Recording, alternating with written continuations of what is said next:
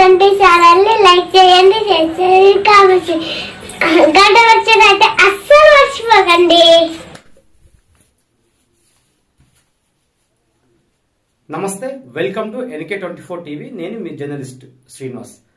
ఏదైతే మరి మంచిర్యాల జిల్లా కేంద్రంలోని మరి చెన్నూరు నియోజకవర్గంలో ఈ రోజు మన ఒక వార్త అయితే మనం చూస్తాము, వైరల్ అవుతా ఉన్నది. బాల్క సుమన్ చెన్నూరు నియోజకవర్గానికి దూరంగా ఉంటున్నారు అనే ఒక వార్త అయితే మరి ఈరోజు ప్రధానంగా సోషల్ మీడియాలలో అన్ని ఛానళ్లలో అయితే ఈ వార్త అయితే వస్తా ఉన్నది.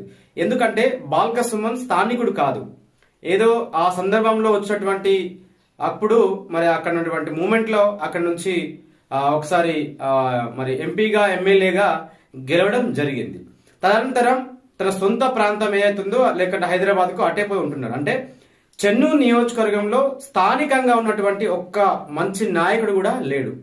ఎట్ ద సేమ్ టైం బెల్లంపల్లిలో కూడా ఒక స్థానికమైన బలమైన నాయకులుగా ఎవరు ఎదగట్లేదు. దీనికి కారణం అంతా ఒకటే, అంటే రాజకీయాల్లోకి రావాలి అనుకునేవారు ఎవరైతే ఉన్నారో ముందస్తుగా ఏదో ఒక పార్టీలలో చేరి అనేక కుంభకోణాలు లేకుంటే అక్రమాలు దోపిడీలు చేసుకొని వారు ఏ పార్టీ అధికారంలో ఉంటే ఆ పార్టీకి కొమ్ము కాయడమే దీనికి ప్రధాన కారణం. ఏదైతే ఇక్కడ చెన్నూరు నియోజకవర్గం కావచ్చు, బెల్లంపల్లి నియోజకవర్గం కావచ్చు, ఇక్కడ ఎస్సీ రిజర్వేషన్ అయి ఉంది. ఈ రిజర్వేషన్ లో ఎవరో ఒకరు ఎక్కడి నుంచి వచ్చి అప్పటికప్పుడు ఈరోజు చెన్నూరు నియోజకవర్గంలో చూస్తే అక్కడ వివేక్ కావచ్చు, ఇక్కడ వినోద్ కావచ్చు, వాళ్ళు ఓడిపోయిన తర్వాత ఎప్పుడు కూడా ఈ ప్రాంతాలకు పెద్దగా సేవలు చేసినట్టయితే ఏం లేదు. ఆ స్థానికంగా ఉండేవాళ్ళు కాదు. వాళ్ళు వ్యాపార రీత్యా హైదరాబాద్ ఇతర రాష్ట్రాలలో దేశాలలో వాళ్ళ వ్యాపారాన్ని విస్తృతం చేసుకోవడం కోసం బయటికి వెళ్ళి వచ్చేవాళ్ళే. ఇక అంతకంటే ముందు అయితే చెన్నూరు బెల్లంపల్లి నియోజకవర్గం అయితే దుర్గం చిన్నయ్య 10 సంవత్సరాలు పరిపాలన చేస్తూ స్థానికుడు కాబట్టి కొంత అందుబాటులో ఉండగలిగిండు. సరే, ఏది ఏమైనప్పటికీ ఒక 10 సంవత్సరాల పరిపాలన తర్వాత మళ్ళీ కొత్త నూతనంగా మార్పు రావడం జరిగింది. ఆ మార్పు వచ్చిన క్రమంలో ఏదైతే పెద్దపల్లి పార్లమెంట్ సంబంధించిన దాంట్లో కూడా ఒకటే కుటుంబానికి సంబంధించిన వాళ్ళు ముగ్గురు ఉన్నారు. వాళ్ళు ఏ రోజు కూడా అందుబాటులో ఉండరు. అదే విధంగా ఎట్ ద సేమ్ టైం ఇప్పుడు తెలంగాణలో కాంగ్రెస్ పార్టీ అధికారంలోకి వచ్చింది. కాంగ్రెస్ పార్టీకి మార్పు రావాలనే ఉద్దేశంతో చాలా మంది ఓటర్లు ఓటు వేయడం జరిగింది. మరి జరిగిన అనంతరం ఇప్పుడు సంవత్సరంన్నర కావస్తా ఉన్నది.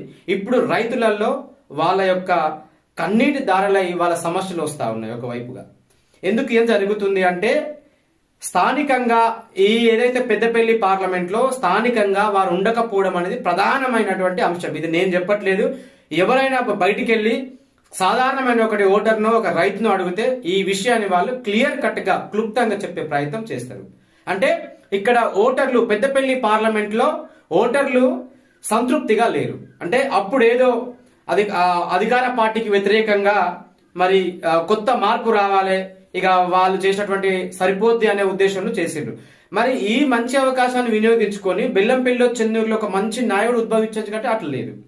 ఏ పార్టీ అధికారంలో ఉంటే ఆ పార్టీలోనే గొర్రెల గుంపులెక్కనే పోవడం, కనీసం స్థానికంగా ఉన్న సమస్యల మీద కొట్లాడడం లేదు. ఎందుకంటే వాళ్ళు సంపాదించుకోవడం కోసం, అధికారం కోసం, పదవుల కోసం, అధ్యక్ష పదవి కోసం, ఇంకేదో పదవుల కోసం పోయి ఆ స్థానాలను పోగొట్టుకుంటున్నారు. అందుకోసమే బెల్లంపల్లి చెన్నూరులో వలసవాదులకే ఇప్పటి వరకు కూడా వచ్చిన వాళ్ళంతా కూడా ఎవరు పెద్ద స్థానికంగా ఉన్న వాళ్ళు ఎవరు కాదు. ఒక దుర్గం చిన్నయ్య, అంతకంటే ముందు ఉన్నటువంటి కమ్యూనిస్టు సంబంధించినటువంటి ఆయన ఎమ్మెల్యే ఉండే, 4 సార్లు గెలిచినటువంటి ఎమ్మెల్యే ఉండే కదా, వీళ్ళు మాత్రమే లోకల్గా ఉండే తప్ప ఇక ఇప్పుడైతే ఈ చెన్నూరు బెల్లంపల్లి నియోజకవర్గ ప్రాంతంలో అయితే పెద్దగా గుండా మల్లేష్ చిన్నయ్య వీళ్ళు మాత్రమే అందుబాటులో ఉన్నారు. ఇక చెన్నూరుకి అయితే మీకు తెలిసిన విషయమే, అక్కడ బోడ జనార్దను, ఆ తర్వాత బాల్కసుమను, ఆ తర్వాత ఇప్పుడు వివేక్, వీళ్ళంతా ఎక్కడ అంటే ఆ చెన్నూరు నడిగడ్డ పైన పుట్టినటువంటి చాలా మంది ఎందుకు బెల్లంపల్లిలో కావచ్చు, చెన్నూరులో కావచ్చు, ఎందుకు ఎమ్మెల్యేలుగా ముందుకు రావట్లేకపోతున్నారో నాకు అర్థం కావట్లేదు. వచ్చి మీరు ప్రజాక్షేత్రంలో పనిచేస్తే బలంగా కూడా ఇక్కడ చాలా మంది ఓటర్లలో కానీ పార్టీలలో ఏముందంటే పైసలు ఎవరు ఎక్కువ ఇస్తే వాళ్ళే ఎమ్మెల్యేలు అయ్యే సందర్భం. ఈ రోజు మనం ఎమ్మెల్సీ ఎన్నికలని పరిశీలిద్దాం. మరి ఇప్పుడు కాంగ్రెస్ పార్టీ అధికారంలో ఒక సీఎం చరిత్రలో లేనటువంటి ఒక దృశ్యం మనం చూసినాం. ఒక ఎమ్మెల్సీ ఎన్నికలకు సీఎం వచ్చి ప్రచారం చేసిండు, ఏమైంది? గెలవలేదు. అంటే ఇక్కడ ప్రజలు వాళ్ళకు మార్పు రావాలి, మార్పు చేయాలి అనుకున్నప్పుడు మాత్రం ఖచ్చితంగా కూడా మార్పు చేస్తున్నారు. ఈ రోజు ఈ ఉత్తర తెలంగాణలో బీజేపీ చాలా బలపడుతున్నది. ఎవరైనా అవకాశవాదులు ఇప్పటి నుంచి బీజేపీలో చేయొచ్చు కదా? లేదు. ఒక కార్యక్రమాలు చేయరు, ఏం చేయరు. కేవలం అధ్యక్షుడు అని పేరు చెప్పుకొని తిరుగుతారు. కష్టం వచ్చినా పోరు, ఏ దీనికి కూడా ముందుకు వచ్చే ప్రయత్నం లేదు. ఎందుకంటే అవసరం లేదు వాళ్ళంతా లోపల అంతా ఒకటే, రాజకీయ నాయకులు అంతా ఒకటే. ఎవరైనా మాలాంటి యువకులు ముందుకొచ్చి చేద్దామా అంటే ఈ ప్రజలు వారిని సహకరించే పరిస్థితులు లేరు. మరి అట్లా మీరు ప్రజలలో ఏ రోజైతే ప్రతి ఒక్క ఓటర్లో మార్పు రాదో అంతవరకు చెన్నూరు బెల్లంపల్లి బాగుపడది. మీరు ఒక్కసారి ఆలోచన చేయాలి. ఒకసారి గెలిపించిన తర్వాత తన పద్ధతి ఎట్లా ఉన్నది, తన పరిపాలన ఎలా ఉన్నదో చూసి మరొకసారి ఓటు వేయాలి. కానీ 500 నోటో ఇంకేదో విధంగానే ఓట్లు వేస్తున్నారు. కాబట్టి ఈ రోజు ప్రతి ఒక్కరు కూడా ఓటు, ఈ ప్రజాస్వామ్యంలో ఓటు చాలా కీలకమైనది.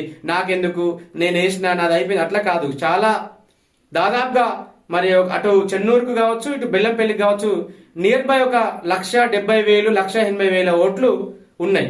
ఆ 1,70,000 80,000 ఓట్లు ఎవరికైతే 70,000 పోల్ అవుతుందో అంటే 70,000 మంది డిసైడ్ చేసే గెలుపది.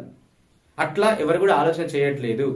కాబట్టే బెల్లంపల్లి, చెన్నూరు ఈరోజు ఆయన రావట్లేదు. ఎందుకు వస్తారు అక్కడ? ఈయనకు చెన్నూరుకు ఏం పని? పదవి ఉన్నప్పుడు వచ్చిండు, ఇప్పుడు చంద్రుడికి ఏం పని? బెల్లంపల్లిలో ఏం పని?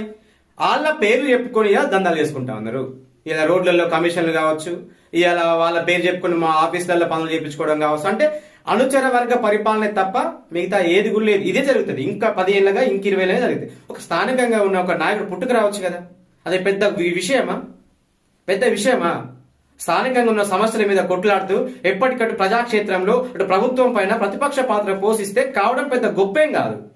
కానీ ఈరోజు యువకులు ఉద్యోగాలు అని, సరే ఉద్యోగము అనేది ఒక్కొక్కరు ఒక్కొక్క ప్యాషన్ గా వెళ్ళిపోతా ఉన్నారు. రాజకీయంలో రావాలనుకున్న వాళ్ళు ఈ అధికార పార్టీలలో మగ్గి మీ భవిష్యత్తుని నాశనం చేసుకోకుండా ఏదో ఒక స్టెప్ తీసుకొని బయటికి వచ్చి కనీసం ఒక సామాజిక కోణంలో ఆ ప్రజల మధ్యలో ఉండే ప్రయత్నం చేస్తే ఏదో ఒక రోజు మీకు ప్రజలు పట్టం కడతారు. నాకు ప్రధాన పార్టీ నుంచి టికెట్ రావాలంటే ఆ టికెట్ ఈ రోజు పేదలకు ఇచ్చే పరిస్థితి లేదు, అవి రావు. అది కాదు. ఆలోచన చేయండి, ఒక నూతన మార్పును తీసుకురండి. ప్రయత్నాలు చేయకపోతే ఎక్కడైతే నాకు అర్థమైతే లేదు.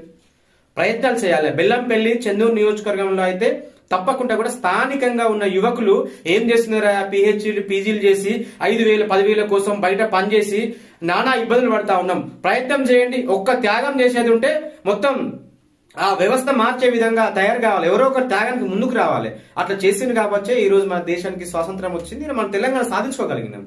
ఒక స్టెప్ ముందుకేసి ఈరోజు యువకులు కూడా ఈ అసలు ఎమ్మెల్సీ ఎన్నికలు పరిశీలించిన తర్వాత అసలు టీచర్లకు ఒక్కొక్కరికి 5,000 10,000 అట ఓటుకి. అంటే ఒకవైపు ఎట్లా అంటే ఒక విద్యాబుద్ధులు చెప్పాల్సిన వాళ్ళే అంత తీసుకుంటున్నారు. ఇక సాధారణమైన గ్రామీణ ప్రాంతంలో ఉన్నటువంటి ఓటర్ల పరిస్థితి ఎట్లుంటది? సో ఈ మార్పు రావట్లేదు కాబట్టి జరుగుతలేదు. మరి ఓటర్లో కూడా మార్పు రావాలి. ఆలోచించాలి. మీరు ఎన్ని సంవత్సరాల నుంచి ఓటేస్తున్నాం, మన పరిస్థితి ఏంటిది? ఎవడో వచ్చి మీకు చెప్పగానే ఓటేయడం కాదు. మీరు కూడా సొంతంగా ఓటు వేసే నిర్ణయం తీసుకునే రోజే ఈ ప్రజాస్వామ్యంలో మార్పు వస్తుంది. Thank you. నేను మీ జర్నలిస్ట్ శ్రీనివాస్.